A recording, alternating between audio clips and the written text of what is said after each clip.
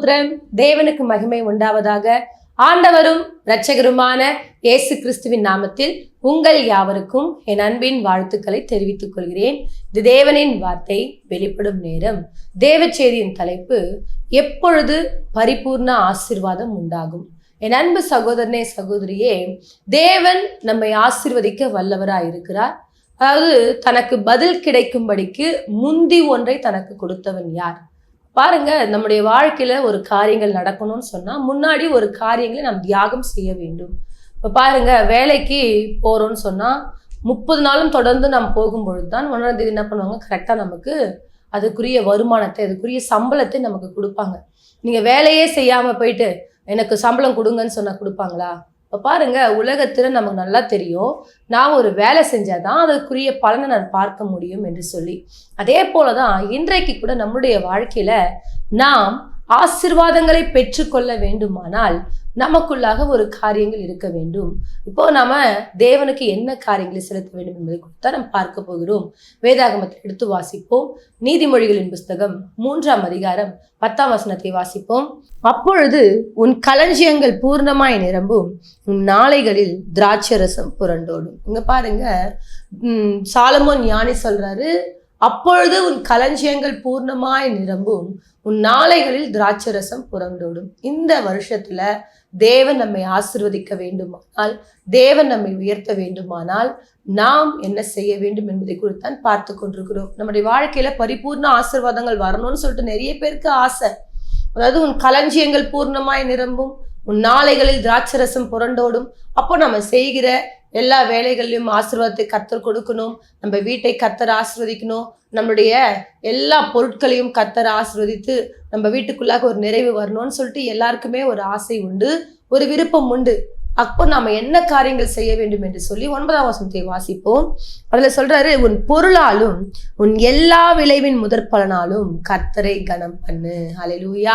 அப்போ தேவன் நம்மளை பரிபூர்ணமான ஒரு ஆசீர்வாதத்தை நமக்கு கொடுக்கணும்னு சொன்னா, உன் பொருளாலும் உன் எல்லா விளைவின் முதற் பலனாலும் கர்த்தரை என்ன பண்ண வேண்டுமா? கனம் பண்ண வேண்டும். ஹல்லேலூயா.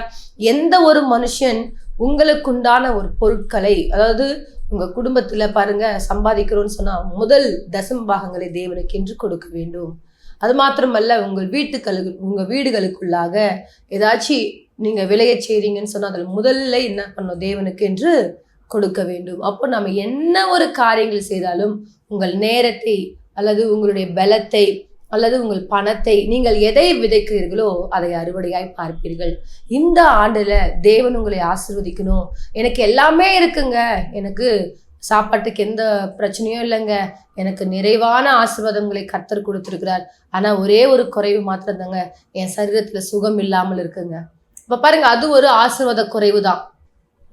அந்த மாதிரி என்ன ஒரு காரியங்கள் நம்ம வாழ்க்கையில குறைவுபட்டாலும் அது ஆசீர்வாதத்துக்குரிய குறைவுகள் தான். அப்போ தேவன் பரிபூர்ணம் என்று சொன்னாலே உங்கள் சரீரத்திலையும் ஆசீர்வாதமா இருக்கணும், உங்களுடைய குடும்பங்களிலும் நீங்கள் ஆசீர்வாதமா இருக்கணும், நீங்க போற இடங்களிலும் நீங்கள் ஆசீர்வாதம், எல்லா இடத்திலும் ஒரு நிறைவு உங்களுக்குள்ளாக காணப்பட வேண்டும். அதுதான் உண்மையான ஒரு ஆசீர்வாதம். அப்போ அப்பேற்பட்ட ஒரு ஆசீர்வாதம் ஒரு மனுஷன் பெறணும்னு சொன்னா அவன் கர்த்தரை கனம் பண்ண வேண்டும். ஹல்லேலூயா. ஒரு ஆசீர்வாதத்தை பெற்றுக்கொள்ளணும்னு சொன்ன உன் பொருளாலும் உன் எல்லா விளைவின், உங்கள் விளைச்சலுடைய எல்லா விளைவின் முதற் பலனாலும் தேவனை நீங்க என்ன பண்ண வேண்டுமா? கனம் பண்ண வேண்டும். ஹல்லேலூயா. அப்படி நீங்க கனம் பண்ணும் பொழுது உங்களுக்கு தேவன் பரிபூர்ணமான ஒரு ஆசீர்வாதத்தை தேவன் கொடுக்க வல்லவரா இருக்கிறார். ஹல்லேலூயா. வேதாகமத்தில் ஒரு வசனத்தை எடுத்து வாசிப்போம். யாத்ராகம புஸ்தகம் 22ஆம் அதிகாரம் 29ஆம் வசனத்தை வாசிப்போம். முதல் பழுக்கும் உன் பழத்தையும், முதல் பழுக்கும் உன் பழத்தையும் வடியும் உன் ரசத்தையும் காணிக்கையாக செலுத்த தாமதிக்க வேண்டாம். உன் குமாரரில் முதற் பேரானவனை எனக்கு கொடுப்பாயாக. ஹல்லேலூயா. இங்க ரொம்ப அழகா சொல்றாரு, முதல் பழுக்கும் பழங்களை. ஹல்லேலூயா. இப்போ ஃபர்ஸ்ட் தேவனுக்கு ஃபர்ஸ்ட் எது நம்ம வீடுகளுக்குள்ள விளைதோ அதை முதலாவது தேவனுக்கென்று நாம் விதைக்க வேண்டும். ஹல்லேலூயா.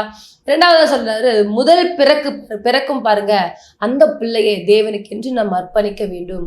பாருங்க, அன்னால் தேவ சமூகத்துல முதல் பிறந்த பிள்ளையை தேவனுக்கென்று அர்ப்பணித்தார்கள். இப்போ வேதாகமத்துல நிறைய பேரு அவங்களுடைய முதல் பிள்ளைகளை, ஏன்னா முதல் பிள்ளை தேவனுக்குரியது. ஹல்லேலூயா. அப்போ எதெல்லாம் நமக்கு முதல்ல இருக்கோ அதெல்லாம் நம் தேவனுக்கென்று செலுத்த வேண்டும். ஹல்லேலூயா. அப்பொழுதுதான் ஒரு மனுஷனுடைய வாழ்க்கையில பரிபூர்ணமான ஒரு ஆசீர்வாதம் உண்டாகும். நிறைய பேர் நான் ஆசீர்வாதமா இருக்கணுங்க, நான் செழிப்பா இருக்கணுங்க, எல்லார் மத்தியிலையும் நான் ஒரு பெரிய ஒரு லெவலுக்குள்ள வரணும்னு சொல்லிட்டு நிறைய பேருக்குள்ள ஆசை இருக்கு. ஆனால் அந்த ஆசையை நாம் என்ன பண்றது இல்ல, சரியான விதத்துல தேவனுக்கு சரியா செலுத்தாத நிமித்தமாய் நம்முடைய வாழ்க்கையில அநேக குறைவுகள் காணப்படுகிறது. ஹல்லேலூயா. உங்களுடைய வாழ்க்கையில நீங்கள் ஒரு மேன்மையை பார்க்க வேண்டுமானால் முதலாவது தேவனுக்கென்று கனத்தை கொடுக்க வேண்டும். ஹல்லேலூயா. உன் பொருளாலும் உன் எல்லா விளைவின் முதற் பலனாலும் கர்த்தரை நீங்கள் கனம் பண்ணும் பொழுது உங்களுடைய வாழ்க்கையில பரிபூர்ணமான ஒரு ஆசீர்வாதத்தை தேவன் கொடுக்க வல்லவராய் இருக்கிறார். ஹல்லேலூயா. இன்றைக்கு கூட என் அன்பு சகோதரனே, சகோதரியே, இந்த வார்த்தைகளை கேட்டுக்கொண்டிருக்கிற உங்களுடைய வாழ்க்கையில கூட ஒருவேளை நீங்க கர்த்தரை சரியான விதத்துல கனம் பண்ணாம இருக்கிறீங்களா? அதாவது நம்ம கனம் பண்ணாத போது ஆண்டு சொல்றாரு, என்னை கனம் பண்ணுகிறோம், நான் கனம் பண்ணுவேன், நீ என்னை கனம் பண்ணா, நீ என்னை அசட்டை பண்ணா நானும் உன்னை அசட்டை பண்றேன்னு ஆண்டு சொல்லிடுறேன். அப்ப நம்ம எந்த விதத்துல தேவ சமூகத்துல ஒரு காரியங்கள் செய்யறோமோ அதுதான் நமக்கு செய்யப்படும். ஆகவே நாம் என்ன பண்ணணும்னு சொன்னா, முதல் நீங்கள் தேவனுக்கென்று ஒரு கனம் பண்ணும் பொழுது அவர் உங்களை கனம் பண்ண வல்லவராய் இருக்கிறார். வேதாகமத்தில் யாரெல்லாம் எப்படி கனம் பண்ணியிருக்கிறாங்கன்னு சொல்லிட்டு பார்ப்போம். ஆதியாகம புஸ்தகம் 4ஆம் அதிகாரம் 3ஆம் வசனம் 4ஆம் வசனத்தை வாசிப்போம். சில நாள் சென்ற பின்பு காயின் நிலத்தின் கனிகளை கர்த்தருக்கு காணிக்கையாக கொண்டு வந்தான். ஆபேலும் தன் மந்தையின் தலையீற்றுகளிலும் அவைகளில் கொழுமையானவைகள் சிலவற்றையும் கொண்டு வந்தான். ஆபேலையும் அவன் காணிக்கையும் கர்த்தர் அங்கீகரித்தார். ஹல்லேலூயா. இங்க முதலாவது பாருங்க, யார் தேவனுக்கென்று ஒரு காணிக்கை விதைக்கிறாங்கன்னு சொன்னா காய். அப்போ இவர் என்ன பண்றாருன்னு சொன்னா, காயினை பற்றி அழகா சொல்றாரு. காயின் நிலத்தில் கனிகளை கர்த்தருக்கு காணிக்கையாய் கொண்டு வந்தான். அதே போல பாருங்க, அவங்களுடைய தம்பி ஆபேல், அவர் என்ன பண்றாருன்னு சொன்னா, முதல், அதாவது பெஸ்டான தலையீற்றுகளில் முதலாவது கொழுமையான சிலவற்றை கொண்டு வந்து ஆபேல் என்ன பண்றாருன்னு சொன்னா, தன் மந்தையின் முதல் ஆட்டை தேவனுக்கென்று என்ன பண்றாருன்னு சொன்னா பலி செலுத்துகிறார். அப்ப கர்த்தர் பாருங்க, 2 பேரும் காணிக்கை செலுத்துறாங்களே, அதுல ஒருத்தருடைய காணிக்கை மாத்திரம் ஏற்றுக்கொள்றாரு, ஒருத்தரது ஏற்றுக்கொள்ள. ஏன்னு சொன்னா, காயின் அதாவது சாதாரணமான ஒரு காணிக்கை செலுத்தினார், ஆனால் ஆபேல் விலையேற பெற்ற ஒரு காணிக்கை செலுத்தினார். ஹல்லேலூயா. இப்ப பாருங்க, அழுகி போனது அது இதுன்னு சொல்லிட்டு அப்படி தேவனுக்கு என்று விதைக்க கூடாது. நாம் எதை கொடுத்தாலும் தேவனுக்கு பெஸ்டானதை கொடுக்க வேண்டும். நீங்க எந்த விதத்துல விதைக்கிறீங்களோ அதுதான் நீங்களும் அறுவடை செய்யப்படுவீர்கள். ஹல்லேலூயா. ஆகவே தான் அழகா சொல்றாரு, நாம் பரிபூர்ணமான ஒரு ஆசீர்வாதத்தை பெற்றுக்கொள்ள வேண்டுமானால் நாம் பெஸ்டானதை தேவனுக்கு என்று கொடுக்க வேண்டும். ஹல்லேலூயா. அன்றைக்கு ஆபேல் பெஸ்டானதை தேவனுக்கு என்று தன் மந்தையில் முதல் தலையீற்றுகளில் முதலாவது என்ன பண்ணார்னா கர்த்தருக்கு என்று செலுத்துற நிமித்தமாய் கர்த்தர் ஆபேலுடைய காணிக்கையை கர்த்தர் அங்கீகரித்தார். ஹல்லேலூயா.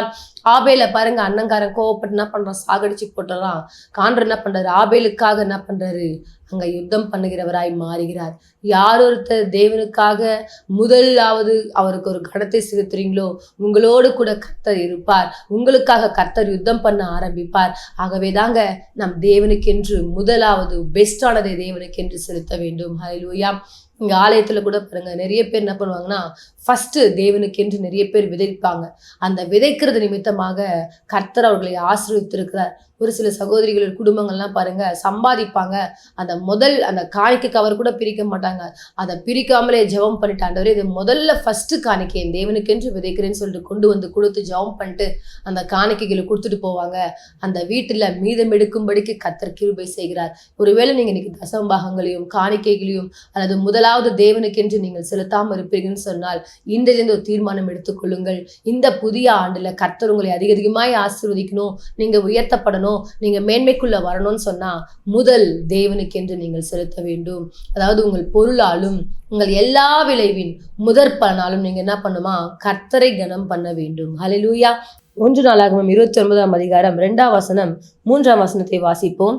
நான் என்னாலே இயன்ற மட்டும் என் தேவனுடைய ஆலயத்துக்கென்று பொன் வேலைக்கு பொன்னையும், வெள்ளி வேலைக்கு வெள்ளியையும், வெண்கல வேலைக்கு வெண்கலத்தையும், இரும்பு வேலைக்கு இரும்பையும், மர வேலைக்கு மரத்தையும், பதிக்கப்பட்ட காந்தியுள்ள கற்களையும், பல வர்ணமான கற்களையும், விலையேற பெற்ற சகலவிதமான ரத்தினங்களையும், வெண்கற்பாலங்களையும், கோமேதக முதலிய கற்களையும் ஏராளமாக சவதரித்தேன்.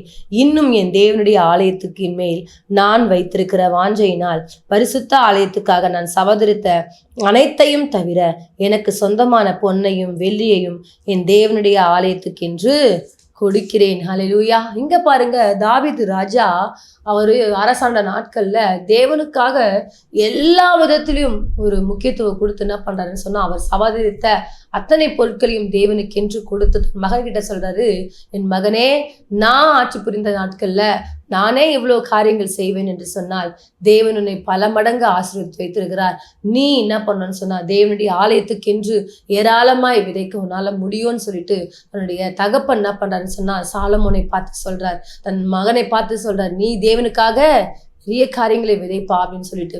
அதாவது அது மாத்திரமல்ல, அதுலயே பாருங்க 14ஆம் வசனத்தை நீங்கள் வாசிக்கும் பொழுது 14ஆம் வசனம், இப்படி மனப்பூர்வமாய் கொடுக்கும் திராணி உண்டாவதற்கு நான் எம்மாத்திரம், என் ஜனங்கள் எம்மாத்திரம், எல்லாம் உம்மால் உண்டானது, உமது கரத்துல வாங்கி உமக்கு கொடுக்கிறோம். ஹல்லேலூயா. அப்ப பாருங்க, தாவீது சொல்றாரு, இதெல்லாம் நான் கொடுக்கறதுக்கு எம்மாத்திரங்க, இதெல்லாம் கர்த்தர் கொடுத்தார், அவரால் தான் நான் அவருக்கு கொடுக்குறேன்னு சொல்லிட்டு கர்த்தரை அபிதமாய் கனம் பண்றாங்க. அதனால்தான் பாருங்க, தாவீதை கர்த்தர் ஆசீர்வதித்தார். ஹல்லேலூயா. தாவீதை பாருங்க, தாவீது வாழ்ந்த நாட்கள் நிறைய யுத்தம் இருந்துச்சு. ஆனால் அவருடைய மகன் ஆட்சி செய்யற நாட்கள்ல 40 வருடம் தேசத்துல எந்த யுத்தம் இல்லாதபடிக்கு கர்த்தர் சமாதானத்தோடு நடத்தினதுக்கு காரணம் இவர்கள் கர்த்தரை கனம் பண்ணினார்கள். ஹல்லேலூயா. யார் ஒருத்தர் தேவனை உண்மையாய் கனம் பண்ணி அவருக்கு முதல் இடத்தை கர்த்தருக்கென்று கொடுக்கிறாங்களோ அவர்களை கர்த்தர் ஆசீர்வதிக்க வல்லவராய் இருக்கிறார். ஹல்லேலூயா. முதலாவது தேவனுடைய ராஜ்யத்தையும் அவருடைய நீதியும் தேடுங்கள், அப்பொழுது இவைகள் எல்லாம் உங்களுக்கு கூட கொடுக்கப்படும் என்று சொன்னது போல உங்களுடைய வாழ்க்கையில கூட கர்த்தர் ஒரு ஆசீர்வாதத்தை கொடுக்க வேண்டுமா? பரிபூர்ண ஆசீர்வாதம் உங்கள் வாழ்க்கையில வர வேண்டுமா? நீங்கள் தேவனுக்கு ஒரு கனத்தை செலுத்த வேண்டும், தேவனுக்கு முதல் இடத்தை கொடுக்க வேண்டும், உங்கள் முதல் நேரத்தை தேவனுக்கு என்று கொடுக்க வேண்டும், அதிகாலை தேவனுக்கு என்று கொடுக்க வேண்டும். ஹல்லேலூயா. பாருங்க, உங்க பணங்களை தேவனுக்கு முதலாவது விதைக்க வேண்டும், உங்கள் பொருட்களை தேவனுக்கென்று முதல் விதைக்க வேண்டும், உங்க பலத்தை தேவனுக்கென்று விதைக்க வேண்டும். அப்படி நீங்கள் தேவனுக்கென்று உங்களுடைய காரியங்கள் எதெல்லாம் தேவனுக்காக முக்கியத்துவப்படுத்தி கொடுக்குறீங்களோ அதை எல்லாவற்றையும் கர்த்தர் ரெட்டிப்பாய் கொடுத்து உங்களை ஆசீர்வதிக்க வல்லவராய் இருக்கிறார். ஆகவே இந்த நாள்ல கூட இந்த வார்த்தைகளை கேட்டுக்கொண்டிருக்கிற அன்பு சகோதரனே, சகோதரியே, உன் நாளைகளில் திராட்சரசம் புரண்டோட வேண்டுமா? உன் களஞ்சியங்கள் பூர்ணமாய் நிரம்ப வேண்டுமா? நீங்கள் ஒரு காரியத்தை செய்ய வேண்டும். உன் பொருளாலும் உன் எல்லா விளைவின் முதற்பலனாலும் தேவனை நீங்க என்ன பண்ண வேண்டுமாம்? கனப்படுத்த வேண்டும். யார் ஒருத்தர் கனப்படுத்துறீங்களோ அவர்களை கர்த்தர் பல மடங்கு ஆசீர்வதிக்க வல்லவராய் இருக்கிறார். ஹல்லேலூயா. ஆபிரகாம், ஈசாக்கு, யாக்கோபு, யோசேப்பு, இவங்க எல்லாம் பாருங்க, கர்த்தர் தங்களுடைய வாழ்க்கையில ஒரு நன்மை செய்தார்னா உடனே ஃபர்ஸ்ட் எத்தனை போயிட்டு என்ன பண்ணுவாங்கன்னா பலி செலுத்தி தேவனுக்கென்று ஒரு கனத்தை கொடுப்பாங்க. அதனால்தான் கர்த்தர் அவர்களை இன்னும் மேலும் மேலும் ஆசீர்வதித்து கொண்டே இருந்தார். இன்றைக்கு கூட உங்களை கர்த்தர் பல மடங்கு ஆசீர்வதிக்க வேண்டுமா? உங்கள் நிலைமை உயர்த்தப்பட வேண்டுமா? நான் எவ்வளோ பிரயாசப்படுறாங்க, என் வாழ்க்கையில எந்த ஒரு ஆசீர்வாதம் வரவே மாட்டேங்குதுன்னு சொல்லிட்டு சோர்ந்து போய் காணப்படுறீங்களா? இன்றைக்கு ஒரு தீர்மானம் பண்ணி கொள்ளுங்கள். கர்த்தர் என்னை பரிபூர்ணமான ஒரு ஆசீர்வாதத்தை கொடுக்கணும்னு சொன்னா நான் அவருக்கு ஒரு முதல் கனத்தை நான் கொடுக்க வேண்டும் என்று சொல்லி நீங்கள் அப்படி கனம் கொடுப்பீர்கள் என்று சொன்னால் கர்த்தர் உங்களை நிச்சயமாய் ஆசீர்வதிக்க வல்லவராய் இருக்கிறார். ஹல்லேலூயா. ஆகவே இந்த நாள்ல கூட ஆசீர்வாதம் பெற்றுக்கொள்வது ஈஸியான ஒரு வழிங்க. அதற்கு ஒரே ஒரு வழின்னு சொன்னா முதலை தேவனுக்கு கொடுக்க வேண்டும். அதாவது ஃபர்ஸ்ட் நீங்க எதெல்லாம் நீங்க விதைக்கிறீங்களோ அதெல்லாம், நீங்க எதெல்லாம் சம்பாதிக்கிறீங்களோ உங்கள் நேரங்களை, உங்க பணங்களை, உங்களுடைய காரியங்களை எல்லாவற்றையுமே கர்த்தருக்கு செலுத்துங்கள். கர்த்தர் உங்களை பல மடங்கு ஆசீர்வதித்து உயர்த்த வல்லவராய் இருக்கிறார். நாம் இருக்கிற இடங்கள் ஒரு சிறிய ஜெபத்தை எடுப்போம். மகா இரக்கமும் கிருபை நிறைந்த எங்கள் அன்பின் தகப்பனே, இந்த நாளுக்காய் ஸ்தோத்திரம் ஆண்டவரே. நாள்ல கூட ஆண்டவரே உன் களஞ்சியங்கள் பூர்ணமாய் நிரம்பும், உன் நாளைகளில் திராட்சரசம் புரண்டோடும் சொன்னது போல் ஆண்டவரே ஒவ்வொரு பிள்ளையுடைய வாழ்க்கையிலும் ஆண்டவரே களஞ்சியங்கள் ஆண்டவரே பூர்ணமாய் நிரம்பும்படிக்கு ஆண்டவரே பரிபூர்ணமான ஆசீர்வாதத்தை பெற்றுக்கொள்ளும்படிக்கு நாள்ல கற்றுக் கொடுத்தீங்க ஆண்டவரே. எங்கள் நேரங்களை, எங்கள் பணங்களை, நாங்கள் சம்பாதிக்கிற பொருட்களை ஆண்டவரே முதலாவது தேவனுக்கென்று விதைக்க எங்களுக்கு கிருபை தாங்க ராஜா.